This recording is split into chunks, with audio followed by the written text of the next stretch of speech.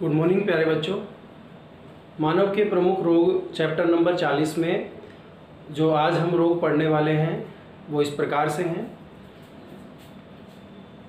पहला रोग है भेंगापन।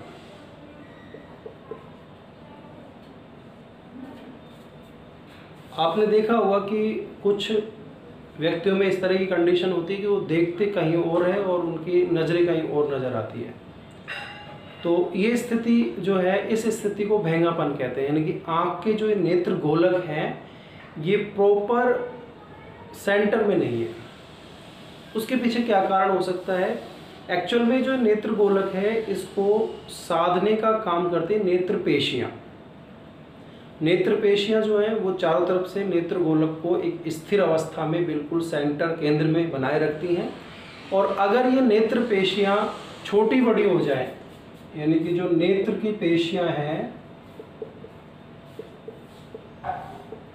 अगर ये छोटी या बड़ी, कहीं से छोटी या कहीं से बड़ी ये अगर पेशियाँ हो जाएं तो इससे जो नेत्र गोलक है वो नेत्र गोलक वो एक तरफ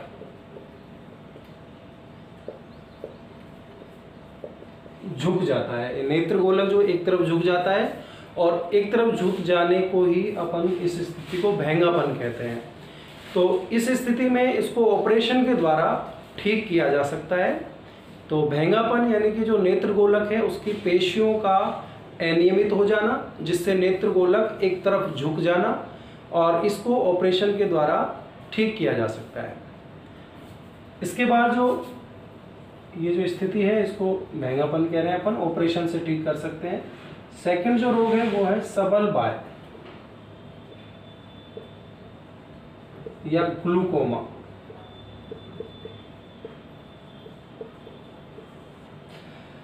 हमने देखा कि जो नेत्र गोलक में जो ये नेत्र का लेंस होता है, ठीक है, ये नेत्र का लेंस है। और यहाँ अपन ने ये देखा कि इसके नेत्र की संरचना में यहाँ पर ये आगे वाला जो कक्ष होता है इसको बोलते हैं तेजो जल कक्ष, और पीछे वाला जो कक्ष होता है इसको बोलते हैं काचाभ कक्ष। इसमें काचाभ द्रव भरा होता है, इसमें तेजो जल भरा होता है। अगर इन द्रवों की मात्रा, यानी कि जो तेजो जल कक्ष में जो तेजो जल भरा है और काचाभ कक्ष में काचाभ जल भरा है, तो इन द्रवों की मात्रा बढ़ जाने से, इन द्रवों की मात्रा अगर बढ़ जाए तो इससे क्या होगा, नेत्र के लेंस पर और रेटिना पर दबाव बढ़ जाता है।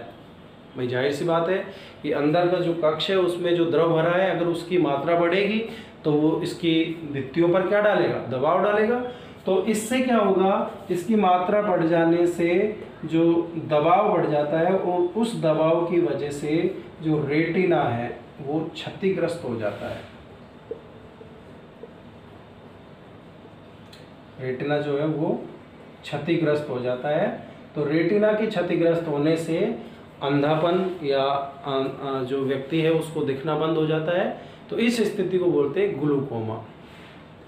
तो ये जो ग्लूकोमा है इसमें क्या हो रहा है कि जो तेजो जल कक्ष और काचाभ कक्ष है उसमें जो जल भरा हुआ है या द्रव भरा हुआ है उसकी मात्रा बढ़ जाती है, जिससे दबाव बढ़ता है और रेटिना क्षतिग्रस्त हो जाता है। तो इसके जो है ग्लूकोमा जो है इसमें रेटिना के नष्ट होने से अंधापन उत्पन्न हो सकता है।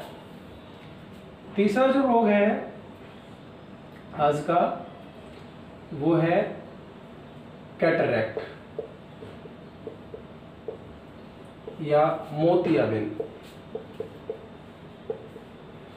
ये तीनों ही जो रोग अभी अपन ने पढ़े ये नेत्रों से संबंधित रोग हैं। कैटरैक्ट या मोतियाबिंद में जो लेंस होता है, यानी कि जो लेंस है, तो लेंस चपटा और भूरा हो जाता है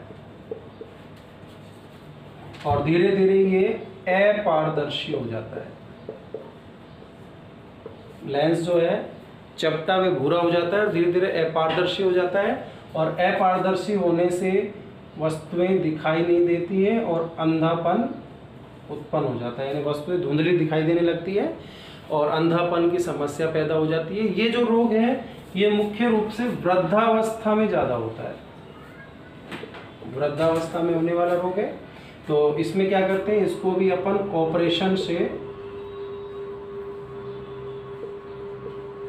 इसको लेंस को जो है इसके ऊपर जो ये कैटरेक्ट है इसको साफ कर देते हैं और ये जो है लेंस पुनः पारदर्शी हो जाता है। तो इस प्रकार से ऑपरेशन से इसका जो है कैटरेक्ट का अपन इलाज कर सकते हैं। तो कैटरेक्ट में जो लेंस है वो अपारदर्शी हुआ है क्योंकि वो भूरा हो चुका है, उस पर जो है चपटा हो गया लेंस, उस पर धुंधलापन आ गया, तो उसको अपन ऑपरेशन के द्वारा ठीक कर सकते हैं। समय पर नहीं कराएंगे तो फिर समस्या ज़्यादा बढ़ जाती है और परमानेंट अंधापन भी आ सकता है। तो ये हो गया कैटरेक्ट या मोतियाबिंद।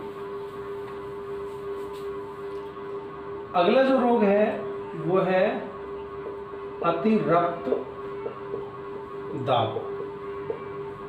इस समस्या को बोलते हैं हाइपर टेंशन।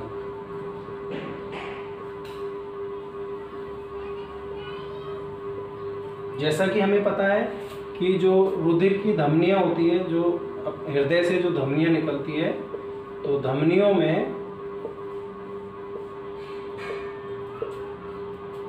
रुधिर का जो दाब लगाया जाता है, रुधिर द्वारा धमनियों की भित्ति पर लगाया गया दाब रुधिर दाब कहलाता है और इसका मान होता है 120/80 mmHg, मिलीमीटर ऑफ मरकरी। अगर ये जो दाब है ये दाब बढ़ जाए तो इसको अति रक्तदाब या हाइपरटेंशन या उच्च रक्तचाप भी कह देते हैं।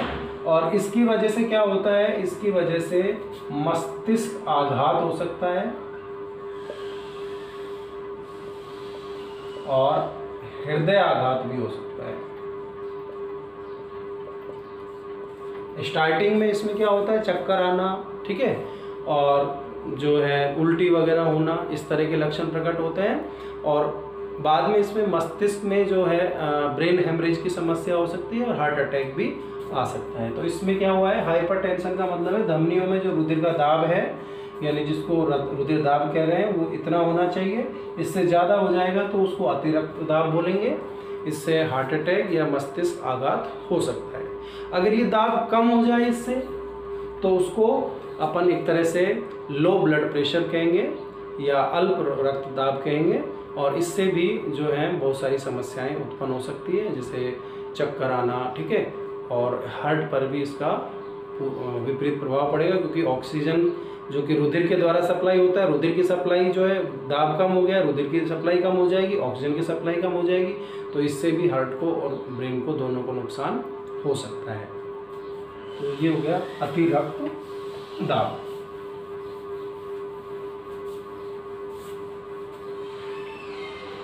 इसके बाद जो अगला रोग है वो है हृदय पेशी रोध गलन। हृदय पेशी रोध गलन। देखिए, हृदय जो है, हृदय से एक धमनी निकलती है जिसका नाम है कोरोनरी धमनी। कोरोनरी धमनी। और ये धमनी जो है ये हृदय की पेशियों, यानी हृदय पेशियां जो होती हैं उनको रक्त की आपूर्ति करती है। यानी कहां से निकल रही है, हृदय से, और हृदय पेशी को ये क्या करती है, रक्त की आपूर्ति करती है, यानी कि O2 की आपूर्ति करती है। अगर मान लीजिए कोरोनरी जो धमनी है, इस कोरोनरी धमनी में जो कोई ब्लॉकेज आ जाए या कोरोनरी धमनी जो है उसमें रुधिर का दाब कम हो जाए या फिर किसी भी कारण से इसके द्वारा ऑक्सीजन की आपूर्ति कम हो जाए, रक्त की आपूर्ति कम हो गई, जिससे ऑक्सीजन की आपूर्ति अगर कम हो जाएगी तो हृदय पेशियों को में किसकी कमी हो जाएगी, O2 की कमी हो जाती है। और O2 की कमी आने से इसकी जो कार्य क्षमता है वो प्रभावित होती है। इन पेशियों में के काम करने की क्षमता कम हो जाती है और इससे हृदय आघात की समस्या पैदा हो सकती है। यानी कि हृदय आघात, यानी जिसको अपन हार्ट अटैक बोल रहे हैं, तो हार्ट अटैक या हृदय आघात इसमें हो सकता है, यानी कि जो कोरोनरी धमनी है उससे अगर रुधिर की आपूर्ति कम हो जाए किसी भी कारण से, चाहे इसमें ब्लॉकेज आ जाए या फिर ये ऑक्सीजन की सप्लाई बीपी कम हो जाए उसकी वजह से, तो यहाँ पर अगर हृदय पेशियों को ऑक्सीजन नहीं मिलेगा तो वो काम नहीं करेंगी, प्रॉपर काम नहीं करेंगी, तो हृदय की जो कार्य क्षमता प्रभावित होगी और हार्ट अटैक भी आ सकता है। सीने में दर्द होना, उल्टी आना, ठीक है, चक्कर आना और अंत में इसमें व्यक्ति की मृत्यु भी हो सकती है। तो इस तरह से ये जो कुछ रोग हमने आज पढ़े, और इन्हीं रोगों के साथ जो ये लेसन है मानव के प्रमुख रोग, चैप्टर नंबर 40 है, ये कंप्लीट हो गया है। और प्यारे बच्चों, इसका हमने जो एक टेस्ट रखा है मंडे को 6 तारीख को, इसके सारे नोट्स आपके पास जो हैं वो भेजे जा चुके हैं। उनको अच्छी तरह से अपनी नोटबुक में उतार लीजिए और अच्छी तरह से उनको पढ़कर और पूरी ईमानदारी से टेस्ट को दीजिए। घर में रहिए, पढ़ते रहिए, सुरक्षित रहिए।